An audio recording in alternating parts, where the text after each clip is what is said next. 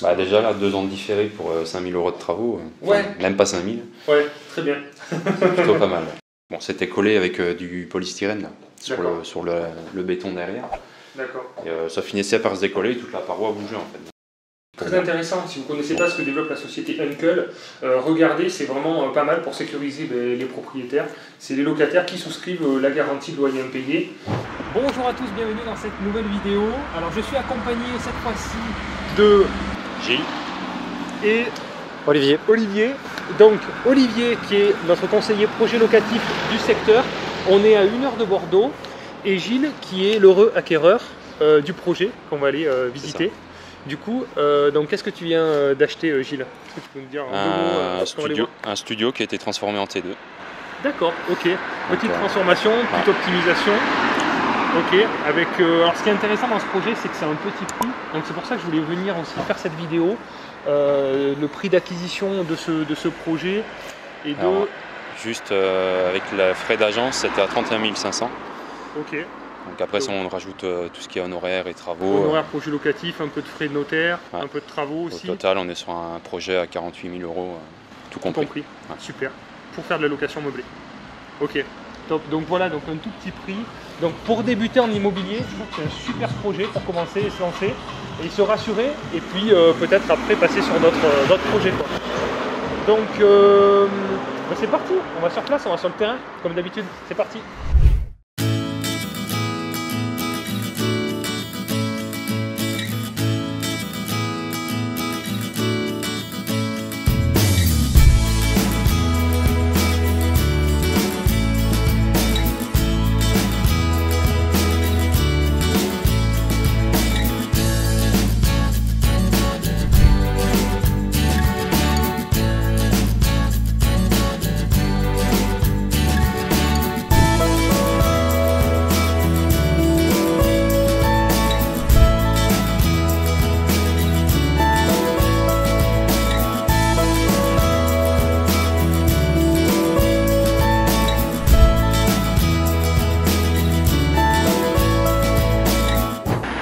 Voilà, donc si vous arrivez sur cette chaîne, je vous partage tous mes conseils. J'ai investi dans l'immobilier depuis 12 ans. Je dirige une société qui s'appelle Projet Locatif. Vous avez un lien en description.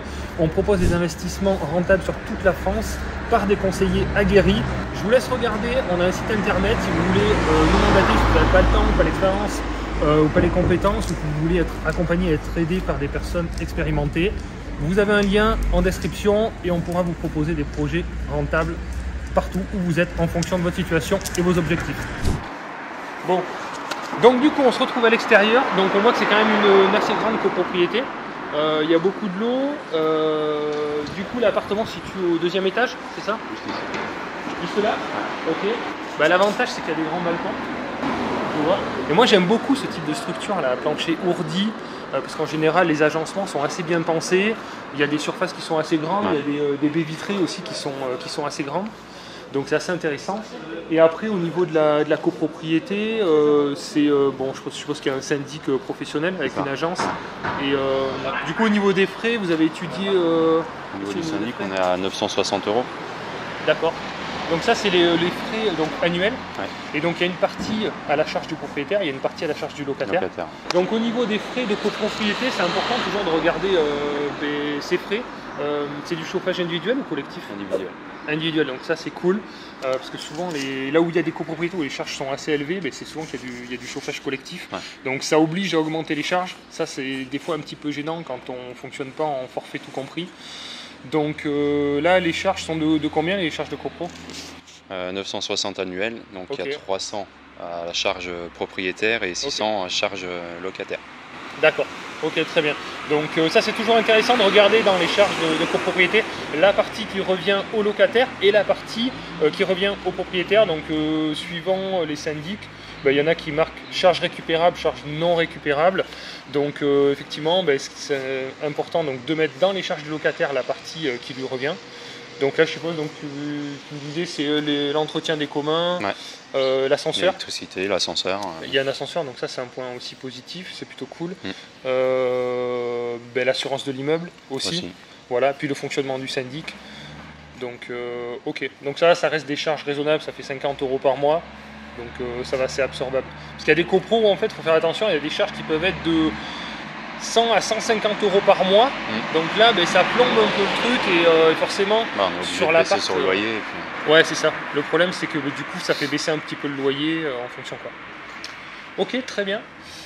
Du coup, le règlement de copro a été vérifié, je suppose, avant la vente, Olivier, au niveau des assemblées générales. Il n'y a pas de gros travaux de prévus dans les années à venir? Non, il n'y avait rien de prévu. Il y avait une ancienneté, mais qui ne sera pas supportée par le nouveau propriétaire. Une quoi? Une ancienneté au niveau de la trésorerie. Il y avait quelques impayés, oui, d'accord. mais qui ne sera pas supportée par Gilles. D'accord, ok. Mais tout ça, c'est propre, dans tous les cas. Oui, ça reste à l'acte au moment, donc c'est sur la partie de l'ancien propriétaire. Non. D'accord. Sachant que l'impayé, c'était pas de cet appartement-là, normalement. Ouais, mais Oui. ça fait partie de l'assemblée générale, mais D'accord. c'était Ok. pas toi dans tout cas payé, pas cet appartement-là, exactement. D'autres propriétaires. Ok, bon après la façade on voit qu'elle est propre.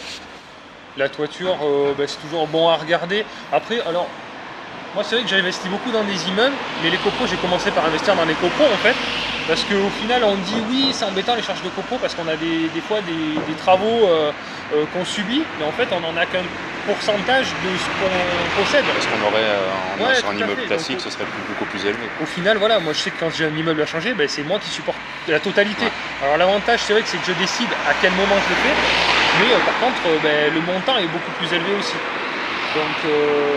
Donc voilà, donc c'est intéressant de voir en tous les cas, d'anticiper s'il y a des travaux à prévoir, des fois de le budgétiser dans la partie financement, quand c'est anticipé que c'est prévu, ou même de le négocier à la charge du vendeur, voilà, quand c'est décidé ou en train d'être décidé.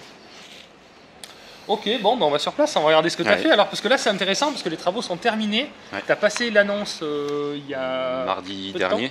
Il y a une Ok. semaine. Ouais, donc mardi dernier, on a fait toutes les premières visites samedi, parce que moi je travaillais dans la semaine, donc je ne pouvais pas me D'accord. disponibiliser. Ok, Donc les premières ont été faites samedi et on a passé 5 locataires en visite.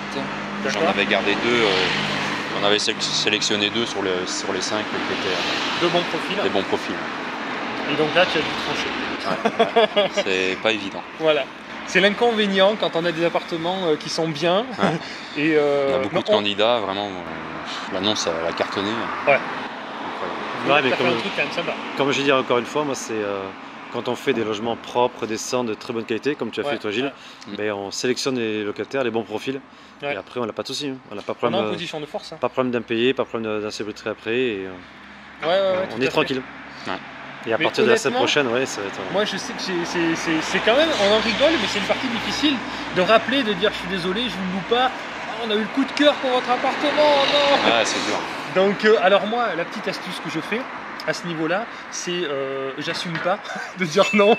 Donc je dis, Un texto. en fait, on peut aussi, mais c'est pas très clean. Mais non, je dis, moi, si vous voulez, je suis désolé, mais je prends une assurance de loyer impayé en fait Ouais. au niveau, voilà de.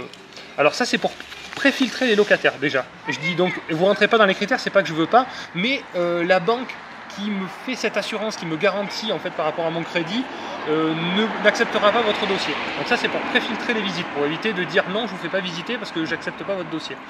Et après, en fait, pour dire non, en fait, quand je fais visiter, je dis toujours, écoutez, je respecte l'ordre des visites. Donc il y a une personne avant vous qui doit me rappeler dans 2-3 jours. Suite à ça, si elle se positionne sur l'appartement, je suis désolé, elle était avant vous, je respecte l'ordre des appels. Et par contre, si cette personne ne le réserve pas, effectivement, vous pourrez accéder à l'appartement. Et je dis ça à tout le monde, ce qui permet d'avoir cette souplesse de dire je suis désolé, c'est la personne qui a visité avant vous qui a réservé l'appartement et de ne pas dire je n'ai pas sélectionné votre dossier et à mieux à côté. Ouais. Voilà. On décharge le pouvoir de décision. Ouais, c'est ça, on décharge voilà, sur quelqu'un d'autre, toujours. Voilà, c'est plus facile à accepter. Bon, ben allez, c'est parti.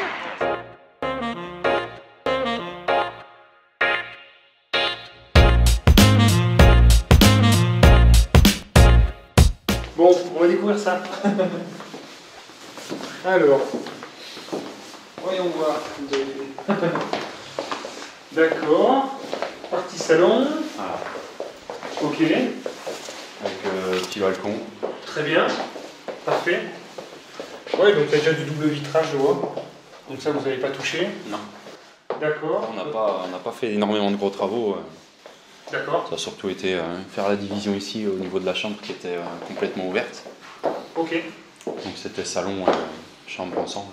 C'est ça, à l'époque, c'était une grande pièce grande ouverte.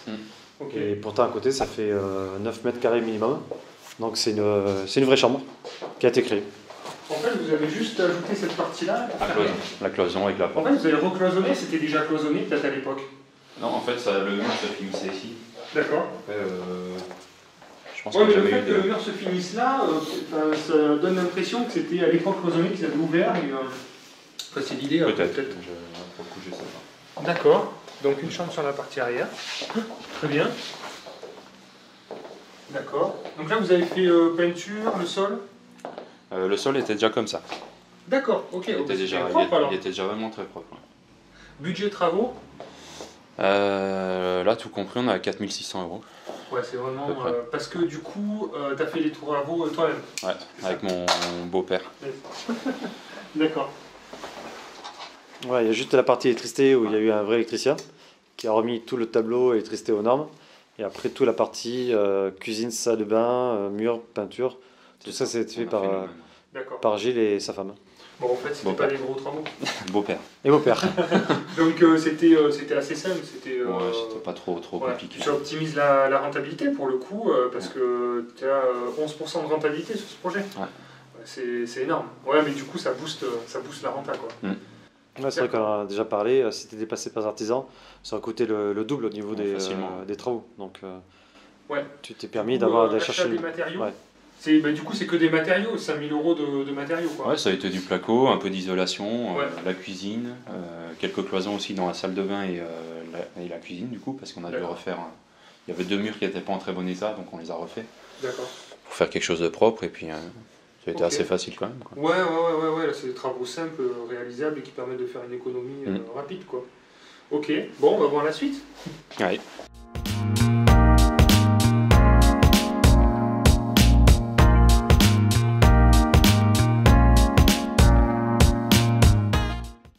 D'accord, donc la petite salle d'eau, ok, nickel.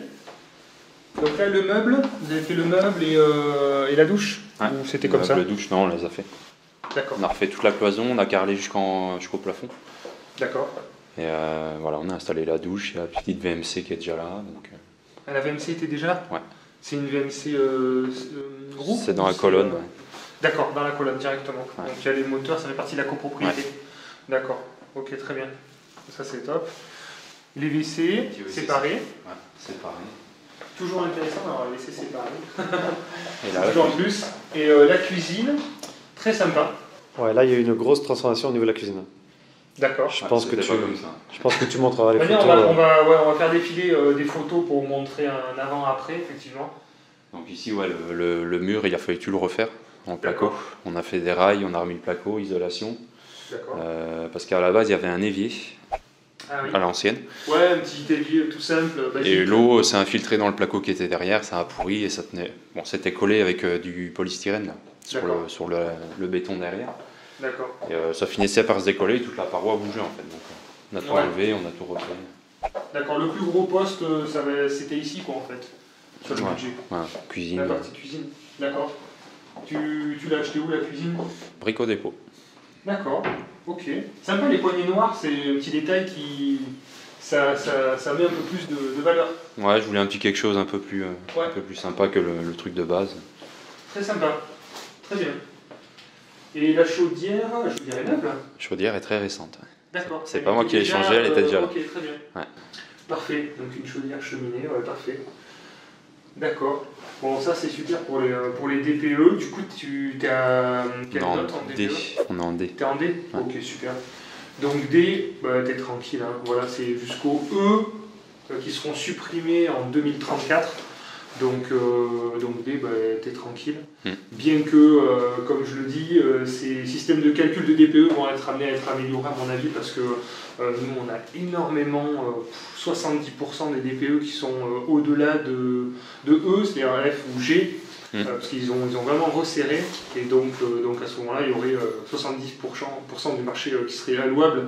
Donc voilà, ils ont déjà modifié une première fois, mais je pense qu'il va falloir qu'ils remodifient un peu. Donc, c'est très bien, comme ça donnera des portes ouvertes Ouais, pour carrément. d'autres investissements. Exactement, exactement. Les investisseurs qui ont envie de bien faire les choses et tout à fait. Ça reprend un peu la discussion. On ne peut pas vous la mettre dans la vidéo. Moi, en bas de l'immeuble, on a une discussion. Comme j'en ai pas mal avec quelqu'un qui nous interrogeait, parce qu'on était en train de filmer. Et donc je lui ai dit, on est une société spécialisée en investissement locatif. Donc on regarde et effectivement, on recherche ce type d'appartement pour des clients. Et donc il nous raconte une anecdote, comme j'en ai entendu plein de fois.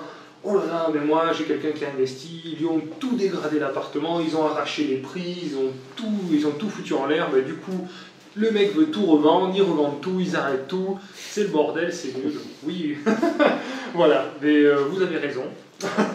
Par contre, on va prendre vos coordonnées parce que si vous connaissez des gens qui revendent, nous, ça peut être intéressant. On a d'autres solutions et d'autres façons de faire peut-être qui peuvent correspondre.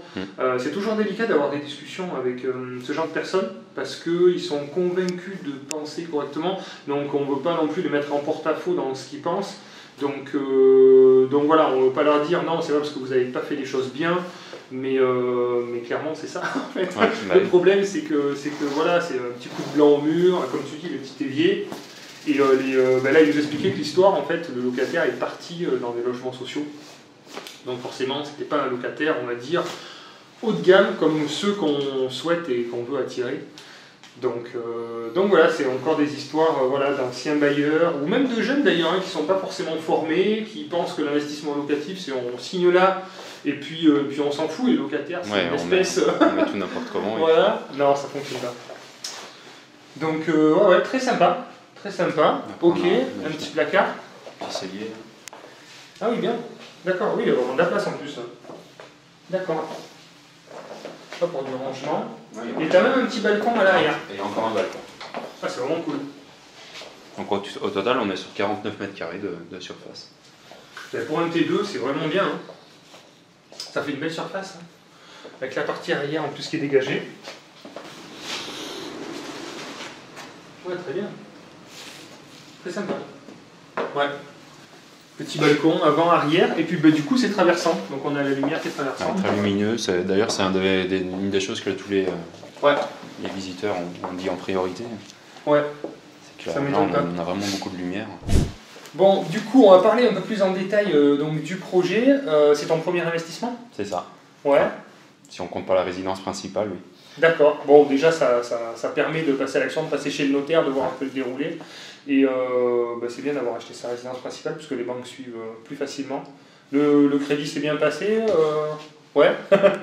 Trop facile. Bon, il faut enchaîner alors ça. Je crois que t'as mis de l'apport ou t'as pas mis d'apport? Zéro apport. Zéro apport, 70%? Et 2 ans de différé. D'accord, ok, très bien. Pour combien de temps de... Là, j'ai mis 4 mois, mais j'ai pris le temps, quoi. Parce que je le faisais vraiment que sur les week-ends, les petits travaux et tout ça. Donc, vous avez signé au mois de septembre, c'est ça?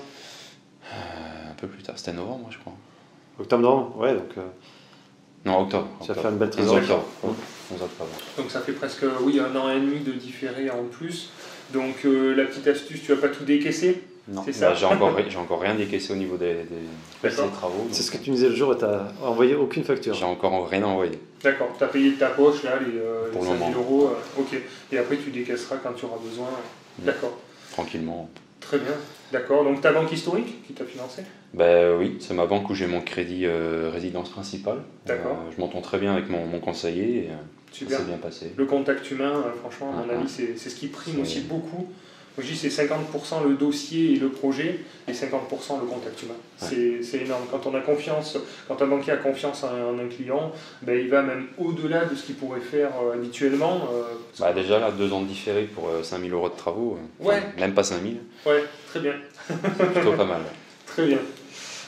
Ok, donc le statut, tu as acheté ça en nom propre? Nom propre, ouais. D'accord, tu vas faire de la location meublée, donc voilà, régime LMNP au réel. Oui. Voilà, très bien. Donc tu vas pouvoir bénéficier de tous les frais déductibles, donc déduire les honoraires projet locatif, déduire les frais de notaire, pratiquer l'amortissement et tout ça. Aussi. Ok, très bon choix. Après, comment t'es venue l'idée d'investir et quel est l'objectif derrière voilà, quelle est ta réflexion sur ces investissements? Est-ce que tu as eu un déclic à un moment? Comment t'es venue l'idée d'investir? Alors déclic, je l'ai toujours eu parce que j'aimais pas être locataire et donner tous les mois de l'argent à mon propriétaire. Je trouvais que c'était prendre de l'argent et le jeter par la fenêtre. Hein. Ouais, c'est clair. Et, oui, Et au final, si on fait ça toute notre vie, on est locataire jusqu'à la fin, à la retraite, et on continue d'être locataire derrière encore, et on n'aura peut-être pas forcément les mêmes capacités à pouvoir payer un loyer. Oui. Et je ne voulais pas arriver à ce stade-là, donc je voulais déjà acheter ma maison en principal. D'accord. Et derrière, investir un petit peu en locatif pour avoir aussi des petits compléments plus tard, être tranquille. D'accord. Pour la suite, sécuriser l'avenir, quoi, surtout.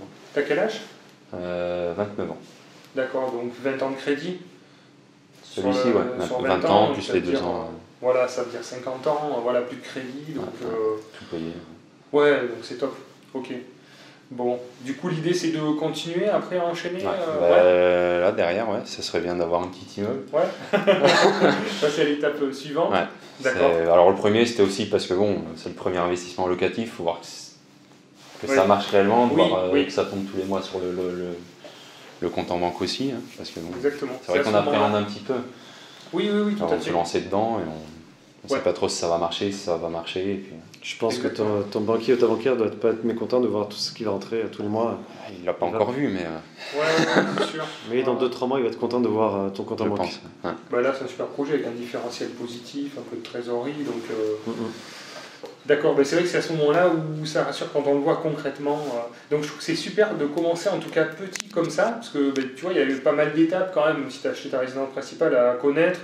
La partie financement qui s'est quand même bien passée, il faut quand même monter un dossier bancaire un peu différent. La partie travaux, la partie fiscalité, etc. Et donc c'est vrai que c'est bien pour apprendre en fait de démarrer par des petits projets. Moi c'est ce que j'ai fait aussi. Typiquement c'est exactement ça. J'ai acheté, moi je commençais par 2 T2 en copro de 50 mètres carrés. Et puis après, effectivement, on a envie d'aller plus loin, quoi. Mais je trouve ça très bien de commencer comme ça et de monter progressivement au fur et à mesure. Donc au niveau du locataire, tu as fait un peu comme moi, d'ailleurs ce que je fais encore, tu as pris beaucoup de sécurité. Donc au niveau du locataire, quel a été ton choix par rapport aux autres locataires? Tu as choisi quel type de profil? C'était un profil en CDI. Après, on a pris une garantie au niveau des loyers impayés pour être vraiment sûr de ce qui se passe par la suite, quoi. Ouais, ok, donc garantie de loyer impayé. Tu as dit que c'est le locataire qui a pris avec Uncle. Oui, c'est le locataire qui du coup va prendre en charge pour avoir un garant. En fait, c'était surtout pour lui avoir son propre garant et ça garantit le loyer derrière pour Très intéressant, si vous ne connaissez pas ce que développe la société Uncle, regardez, c'est vraiment pas mal pour sécuriser les propriétaires. C'est les locataires qui souscrivent la garantie de loyer impayé. Et c'est vrai que moi je prends des garanties 99% du temps, j'ai fait quelques écarts, ça m'a coûté cher aussi des fois. Puisque oui, dernièrement d'ailleurs, puisque effectivement, alors ça c'est le piège un peu quand on commence à pas mal investir, on baisse sa garde en fait. Je me dis, bon, ça fait 12 ans que j'investis, j'ai jamais eu de problème. J'ai jamais eu de problème de loyer impayé, jamais eu de dégradation, jamais rien eu. Donc au final, je m'étais mis vachement de barrières. Donc je me suis dit, bon, au fur et à mesure, j'ai baissé un peu. Puis là, un jeune qui est super sympa, s'il vous plaît, je suis un petit peu en galère. Bon, honnêtement, allez, c'est bon, j'ai jamais eu de problème finalement. Je le prends comme ça sans garantie. Bon, mais il est rentré, il m'a jamais payé. Il m'a jamais payé du tout. Donc là, ça y est, il vient de partir. Ça a été, c'est un peu la galère. Voilà, ça c'est des choses qui peuvent arriver. Donc sur le lot, j'ai eu un loyer impayé sur quasiment 80 appartements. Donc ça va, franchement, je ne vais pas me plaindre. Ça s'est absorbé très très bien. Mais je me suis assis sur, il y avait à peu près 3 000 € de loyer impayé. Et après, le locataire, je lui ai effacé sa dette pour qu'il puisse partir rapidement et éviter les poursuites. Alors c'est toujours un peu rageant, mais au final, c'est à moindre mal parce que j'aurais pas fait ça, peut-être qu'il serait encore dans le logement, je serais encore en procédure, avec des frais et même avec une décision au tribunal, avec des sommes à payer. On n'est jamais sûr que finalement la personne soit solvable. Donc des fois, voilà, vaut mieux trouver un arrangement comme ça, même si ça fait mal. Et je suis sûr que malheureusement cette personne-là va reproduire encore tout ça. Mais au moins on passe à autre chose, on reloue et voilà, on écarte le problème. Ça évite de perdre trop de temps avec ça. Ouais. D'accord, très bien. Bon, Olivier, comment tu as trouvé ce bien? Est-ce que tu peux nous en dire un peu plus sur l'histoire de ce projet? Donc, ce projet, l'appartement, je l'avais trouvé en annonce auprès d'une agence. J'avais de suite vu le tarif qui était très intéressant. Je l'avais contacté, sauf que malheureusement, il était déjà sous compromis. Ok.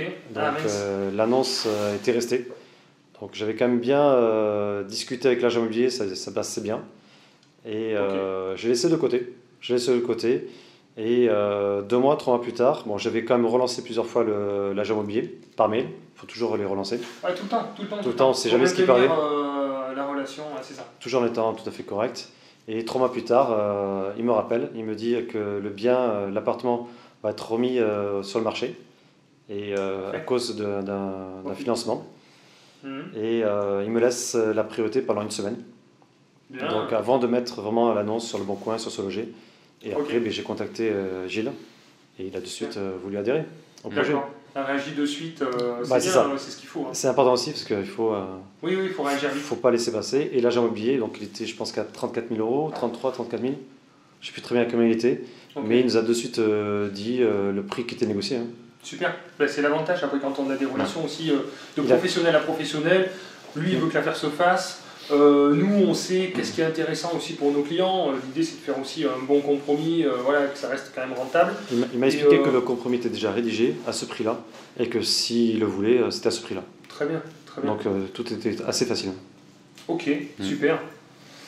Financière, donc on va reprendre les chiffres. Donc le montant d'acquisition de cet appartement T2, donc qui a été transformé en T2, 31 500 €, frais d'agence compris. Il y a un peu de frais de notaire, les travaux donc de 6 000 € puisque le client a fait les travaux lui-même et il a optimisé cette partie-là pour booster sa rentabilité. Les honoraires projets locatifs de 5 900 €, ce qui nous fait un total à financer de 47 100 €. Donc le client a mis la totalité, donc il y a un peu de frais de dossier, voilà, c'est pour ça que le montant est un peu plus cher. Ce qui lui fait des mensualités de 231 € par mois. Et donc le loyer estimatif de cet appartement sera de 450 € mensuels. Vous comprenez pourquoi il s'est loué rapidement avec des prix comme ça. Ce qui nous fait donc 5 400 € annuels de revenus locatifs.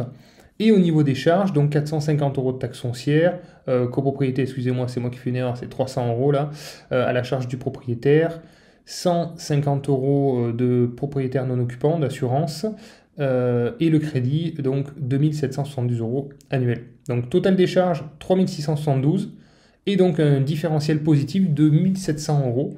Ce qui est très bien sur un petit prix comme ça, ça fait 150 € par mois de bénéfices sur un loyer à 450, donc on est à 30% de bénéfices. Donc franchement, top petit projet, différentiel bancaire positif, tout est bon. Du coup, est-ce qu'il y a eu des galères dans ce projet, des difficultés ou quelque chose qui a posé problème ou rien du tout? Ça s'est déroulé vraiment comme prévu tout seul? Pas plus que ça, par 1 ou 2 cloisons en plus à changer. Ouais, sur la partie travaux, toujours anticiper, toujours prévoir une petite marge de manœuvre de toute manière sur la partie financière. Ok, d'accord. Bon, est-ce que tu es content du coup des services d'Olivier et de projets locatifs? Nickel. Ouais. Pas de soucis, ça s'est bien passé. On aurait coupé. Hein. Bon, c'est horrible. Je m'en vais. Bon, tiens, combien c'était déjà? C'est ma carte après. Donc, très bien. Écoute, parfait, c'est un bon petit projet pour mettre sur les rails. Ouais, après, à chaque fois que j'ai eu des questions, j'ai pu les poser, il n'y a pas eu de soucis. Donc... Ouais, d'accord. Je pense que tu as encore quelques questions sur le contrat de bail et l'état des lieux maintenant. Il va falloir passer à l'action. Ouais. Un peu le bail, c'est pas forcément le truc que j'ai le plus d'expérience. Donc, les travaux, encore ça va. Le bail. Bon, après, c'est comme tout, c'est une fois qu'on le fait. Après, il n'y a rien de très compliqué, mais les premières fois, c'est vrai qu'il y a des petites choses à savoir, à connaître. Surtout à pas faire d'erreur. Ouais, tout à fait, pour que ce soit valable juridiquement, après par la suite. Ouais. D'accord. Écoute, est-ce que tu aurais un conseil à donner à quelqu'un qui regarde la vidéo? Est-ce que pour les aider à passer à l'action, leur donner envie de passer à l'action, pour ceux qui hésitent encore, donc il y a un petit peu des freins, du mal? Je pense qu'il ne faut pas hésiter surtout. Après, si on n'a pas forcément la tranquillité d'esprit d'attaquer sur des gros immeubles de rapport, on peut commencer plus petit, sur des peut-être deux lots sur un immeuble ou même juste un appartement. Ça fonctionne aussi très bien, j'en suis la preuve, et puis voilà, il faut se lancer, quoi. Ouais, c'est ça, c'est en passant à l'action que finalement les peurs tombent au fur et à mesure. C'est ça. Ça. Au début, tu avais beaucoup d'appréhension, toi? Beaucoup, pas forcément, parce que je sais que c'était faisable. Puis en ayant discuté un petit peu avec Georges et son parcours aussi, on se rend compte que c'est possible, quoi. Oui. Après, quand on le fait soi-même, forcément, on a toujours un peu plus d'appréhension. Et un de mes premiers critères que j'avais dit à Georges, c'était surtout que je veux pouvoir dormir sur mes 2 oreilles. Ouais. J'ai pas envie d'avoir des galères. Oui, pas des soucis. J'ai dit la même chose, ma femme m'a dit la même chose avec moi. Ouais, voilà. Faut qu'on investit, on veut être des bons propriétaires, des bons bailleurs. Voilà. Tout à fait. Donc je voulais quelque chose quand même d'assez simple à mettre en place. Ouais. Okay. Là, pour le coup, je prends pas trop de risques sur celui-ci. Non, franchement, c'est un projet qui est bien. Et comme on disait, les T2, en fait, c'est quelque chose qui est très demandé. Voilà, finalement, ça concerne toutes les personnes seules. Il y a de plus en plus de gens qui se séparent, donc tant mieux pour les investisseurs. Mais c'est vrai que pour le coup, il y a énormément de personnes qui sont seules, qui cherchent des T2, ou des couples, ou des gens âgés. En fait, il n'y a que les familles qui ne sont pas concernées par les T2. Sinon, ça concerne tout le reste de la population. Donc commencer par un T2, je trouve que c'est super. Et au niveau du turnover, c'est bien aussi, parce qu'un T2, on a moins de turnover que sur un studio. Et on a une meilleure rentabilité que sur un T3. Donc je trouve que pour commencer, je trouve que c'est le bon compromis. Avec un bon emplacement, bien situé, bien agencé, comme ça, bonne structure solide. Une belle surface aussi. Ouais, très bien.